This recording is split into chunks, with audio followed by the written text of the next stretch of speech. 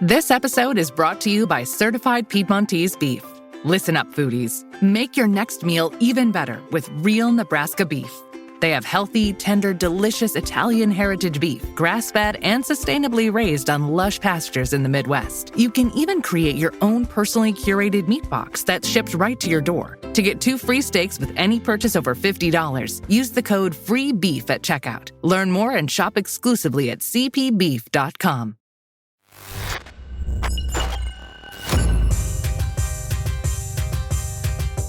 Hey, what's up? It is the ManFUzed Podcast. Kay Lee here, co-host Ben H. In the house. In the studio. So today, there's a lot of stuff going on. We've got Hunter Biden supposedly had struck a deal with the prosecution about his, tax evasion? Yeah, he didn't pay federal income taxes for a couple years, and he owed about $100,000 per year, despite he was making about 1.5. Yeah. So he was willfully not paying his taxes, and then they had basically decided on 2 misdemeanor charges that he was going to agree to. And then, while he was in court... This is like ball dropping on both sides, I believe. Yeah, because he has a separate investigation going on where he had this illegal gun, this .38 special that was like an illegal gun that he got, arrested for. Basically, and when you say it was a legal gun, it was a stolen gun? I'm not sure why it was illegal, but it was illegal. I mean, typically, I think when a gun's illegal, unless you are a felon and are not legally able to be in possession of one,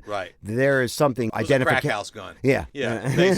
He was sucking dick for crack and got a gun. And ended up with a gun. But I think the judge looked at it and goes, hold on, why is there this stipulation here that if he pleads guilty to these charges and goes along with the probation, that gun charge is going to be dropped? And that blew the whole thing up. And his defense said, well, he's not going to be charged. Right. And they said, oh, yes, he will. That's right. And they said, well, no, we he don't won't. know that yet. I mean, it's an ongoing investigation, but just because you plead guilty here doesn't mean you're off the hook for the other thing. It's really unfortunate that we have to have all this, man. I mean, it's very destructive for our country. I mean, it's the president's son. You've got charges flying at Donald Trump. You got, these are the leaders of our country. You got President Joe Biden, President Trump. This is where we are in our country right now, is it comes down to personal attacks, legal attacks. The family has, but at the same time, you have to see some level of bias. I mean, if this was Donald Trump Jr., he would have been skewered a long time ago. He would have been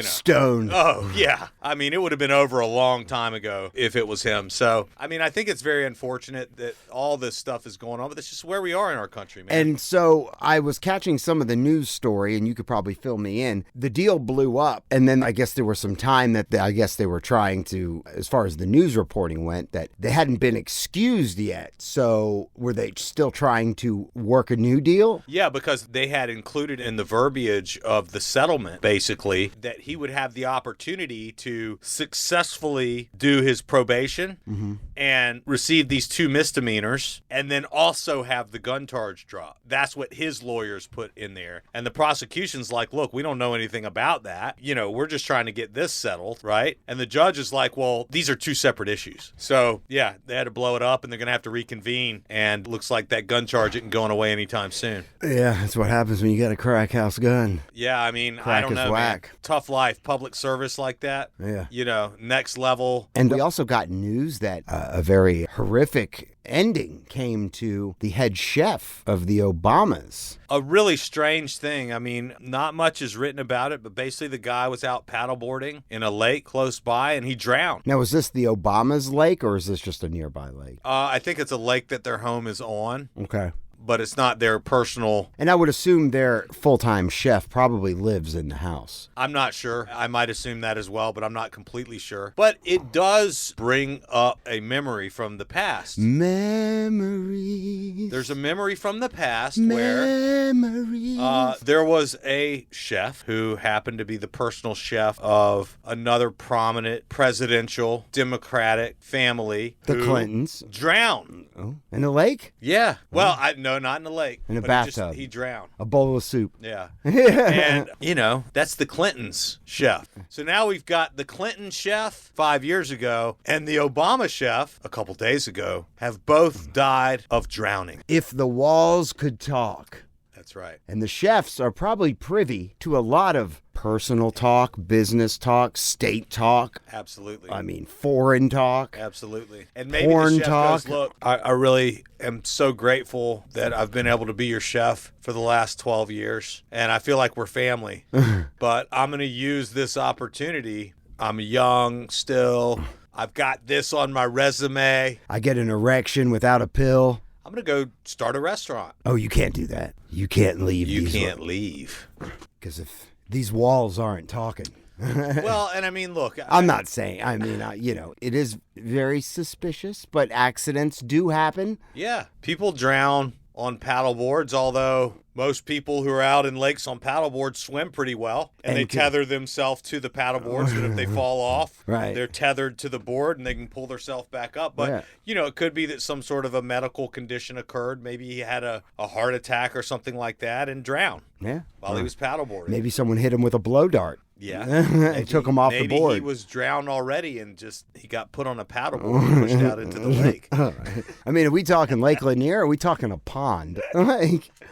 I've got some questions. That's crazy. And our thoughts go out to the chef's family because it is a tragedy, especially when you have such a high-profile job. You are the active full-time chef for, former presidents, two-term president of the United States. That's right. I don't know how long he had been the chef. Do you have that information? Had he been the chef for throughout his both presidencies? I don't know. It doesn't say. Please tell me it's not Bobby Flay. I just saw him on TV last night. In a statement, the former president and his wife, Michelle Obama, called Campbell, who was the chef, beloved part of our family. When we first met him, he was a talented sous chef at the White House, creative and passionate about food and its ability to bring people together. In the years that followed, we got to know him as a warm, fun, extraordinary, kind person who made all of our lives a little brighter. Oh, so nice. It's a very sad moment. They lost their chef. He drowned in the Egerton Great Pond, which is near the Obama's home in Martha's Vineyard. Oh, it's a nice place. Very, very nice place. It's a pretty penny in Martha's Vineyard. Yeah, it's different level type stuff. That's wealth. It's like the south of France. Yeah. It's like Monaco. Yeah. There's some big-ass fucking houses on Martha's Vineyard. Yeah, I mean, that's where everybody from New York and all the wealthy people up there, I mean, it's like Greenwich, Connecticut or something. Mm-hmm. I mean, it's like super high net worth area. Right. It's like the Hamptons. Yeah, the Hamptons is another one. Absolutely. So the Obamas live in Chicago, but I guess they have a place in Martha's Vineyard, too. They've also got a beautiful home in Washington, D.C.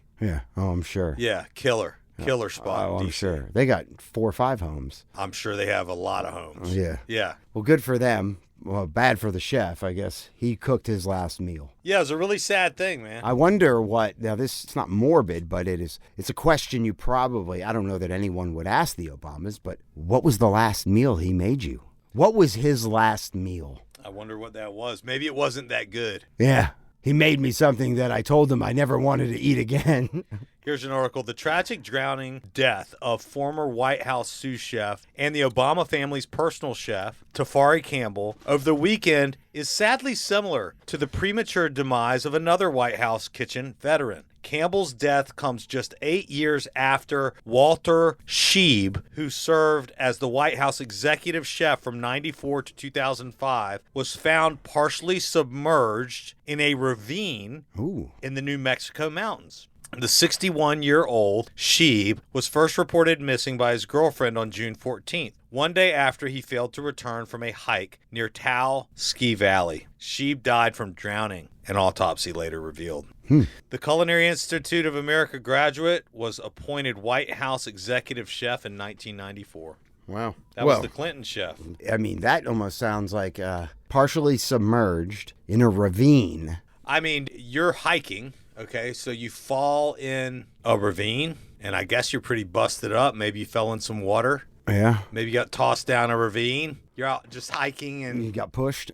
Maybe you got pushed. Or maybe he was hot and maybe he crept down to the ravine. Well, speaking of which, I mean, you talk about record heats right now. 114 degrees out west. Out in Vegas, they're finding people dead in the mountains all over the place. People that are content on going hiking and, ridiculous 110, 115, 118 degrees. The waters in Florida right now, in South Florida, are 101 degrees. That's how hot the ocean water is right now. That can't be good for the fish. No, it's bleaching the reefs. It's killing fish. It's horrible. So the climate activists are going to say, it's global warming happening faster than we said. Right. Well, we don't have, these are the highest temperatures we have on record. Yeah. Not to say that the temperatures have never been this hot before, but have they? Have we ever seen bleaching of the coral before? Like, is there evidence of, I know evidence of anal bleaching. Yeah, the buoy at Manatee Bay hit 101.1 degrees Fahrenheit Monday evening, according to the National Weather Service meteorologists. The night before, the buoy showed an online reading of 100.2. That is a potential record. So, Ben, in your educated opinion, and climate change, as we've said before on this podcast, the climate is always changing. Yeah, it is. But could there be a degree of accuracy of what these climate activists and scientists are saying that, this is causing global warming? We are attributing to that. Or is this the Earth just running through a cycle of being the Earth? Yeah, technically the atmosphere has been changing, over time. I tend to lean toward the line of thinking that says, hey guys, we're on the ass end of an ice age. And it's going to get warmer. Yeah, it's going to keep getting warmer because guess what? 20,000 years ago or however long ago, the whole thing was frozen. Right. It's a frozen tundra. Right. Well, and it's been thawing out since then. And it's continuing. It's continuing to thaw out. So this is just the highest degree of thawing we have ever seen. Yeah, in our very short ability to pay attention to and measure these types of atmospheric conditions. And log all that shit so we have evidence. Yeah, we have 100 years or maybe 150 years of data, whereas apparently the Earth is 4 billion years old. It's gone through many changes. Apparently it was lava, and then it was frozen, and then it was covered in water, and now it's the way that it is, 72% water with polar caps in the north and the south. Right. So I wonder, does this get us, as it keeps thawing, the oceans are going to continue to rise and they're going to start swallowing more and more landmass, right? Yeah, the ocean rising thought is widely disputed as well. In many places, the ocean has not risen at all. In some places it has, and in some places it hasn't. There's a lot of conditions which can cause a landmass to basically submerge into the ocean. If a plate under the ocean floor, right, shifts, right, it's going to send shit up, and that water is going to be displaced, and it's going to send it higher. Rock and soil a mile down can do something which can cause a change, and now you have underwater cities and things like that. So, but I think largely, if you look at the whole picture, it hasn't changed at all. And a lot of people point to the idea that billions and probably trillions of dollars are being financed and spent by developers and the biggest, wealthiest banks in the world, because the world elite billionaires that can afford anything are choosing to invest their money on the coastline. And so you're telling me that these people are going to be underwater in 5 years or 10 years. It's just not true. We can see buildings built back that are still in a plenty good place. And for example, like there's a peninsula called Alligator Point where we go to the beach, and it's going to be washed away.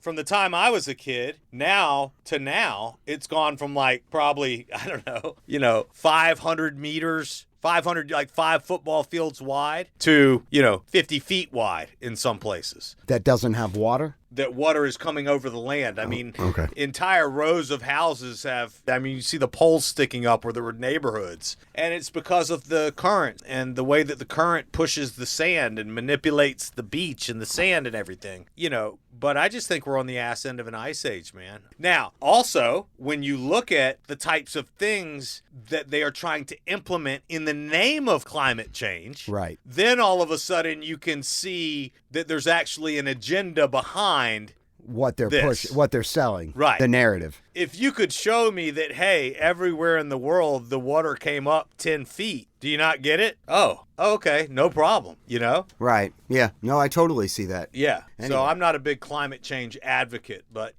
And I think it's probably because I'd be much more interested and open to hearing what they have to say if there wasn't an agenda behind it. Absolutely. Now, I'll tell you something that does make sense to me. Pollution, right? Yeah. I mean, pollution's obviously real, and it's obviously not good for us as human beings. So if there's a way for us to lower pollution... What about electric cars, Ben?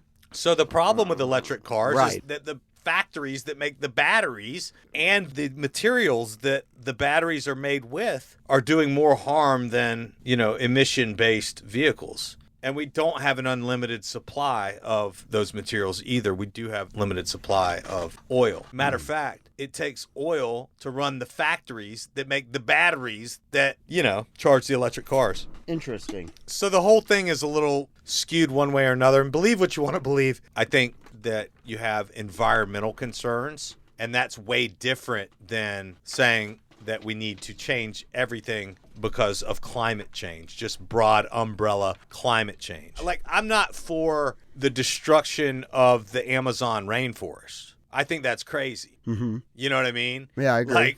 This is the oldest, greatest forest, and they're just tearing it down to make cattle farms.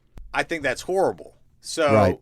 It just depends on how you look at it. Yeah, I totally agree. The agenda. And then we've talked about it before, these cobalt mines. Yeah. The amount of pollution that's used to make these wind farms. Right. Not only that, the human rights abuses that's a whole nother the people that thing. Are working in these mines and these factories. But the truth is, that's just the way the world works. I mean, you can try to choose to support or not support something based on some type of a virtuous thing. But the truth is if you're living and operating in this society, you're supporting something that really is horrific, and human rights are being, We're very fortunate to be in America where we have rights, basic human rights. And have basic human rights, absolutely. For the most part. Yeah, for the most part. Yeah. Absolutely. We don't really do anything for our poor people, but our homeless people. Yeah, very capitalistic society, Uh-huh. You know what I read? I saw something yesterday, and it was something Warren Buffett said. And Warren Buffett said he could solve the debt crisis in 3 days. Oh, wow. And he said that, I'm trying to think of exactly what he said, but something to the extent of every time the debt ceiling went up, you would fire every lawmaker in charge of those positions. You'd get rid of them. Wow. You'd get rid of them. And by doing that, I forgot exactly how he said that it could be. Here it goes. All right.